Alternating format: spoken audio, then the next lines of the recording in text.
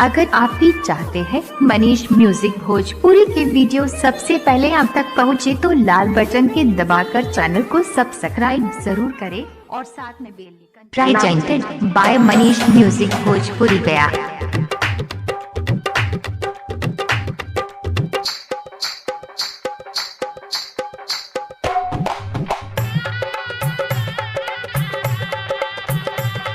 Manish music Bhojpuri Gaya studio Chauki बाजार।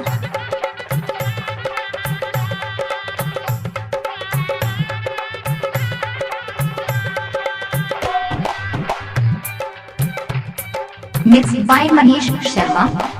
जहिया तोरा दुआरा पर रानी आई बरियतिया हो, जहिया तोरा दुआरा पर रानी आई बरियतिया हो, ओहे दिन होई हे रानी हमर आखरी रतिया हो, ओहे दिन होई हे रानी हमर आखरी रतिया हो, जहिया तेरा दुआरा पर रानी आई बरियतिया हो।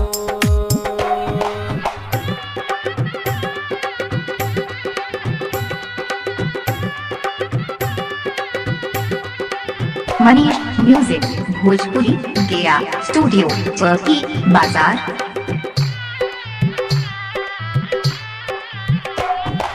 हमारा के छोड़ देलू रानी बीच बीच रहिया हो, हमारा के छोड़ देलू रानी बीच बीच रहिया हो, के कारा से करब रानी हम दिलावा के बतिया हो, के कारा से करब रानी हम दिलावा के बतिया हो, जहिया तोरा दुआरा पर रानी आई बरियतिया हो,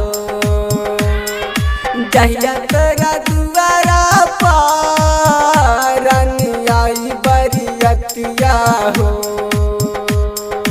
ओहे दिन होई हे रानी हमर आखरी रतिया हो, ओहे दिन होई हे रानी हमर आखरी रतिया हो,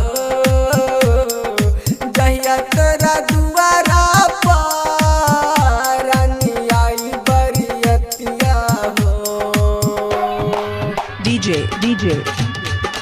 mixing point Madanpur Sarlahi Nepal. हमारा से कैले रहलू तू मीठी मीठी बतिया हो,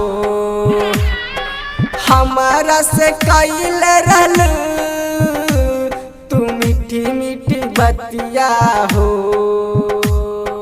इहे सोची सोची हमके नींद आवे नहीं रतिया हो, इहे सोची सोची हमके नींद आवे नहीं रतिया हो। DJ Santosh Madanpur DJ Santosh Madanpur. Manish music Bhojpuri Gaya studio Chauki बाजार। Mix by Manish Sharma. भीषण बिहारी के रानी मानल न बतिया हो, भीषण बिहारी के रानी मानल न बतिया हो, ससुरा में जाई के रानी कटी दिन नहीं रतिया हो, ससुरा में जाई के रानी कटी दिन नहीं रतिया हो, जहिया तोरा दुआरा पर रानी आई बरियतिया हो, जहिया तोरा दुआरा पर रानी आई बरियतिया हो, ओहे दिन होई हे रानी हमर आखरी रतिया हो, ओहे दिन होई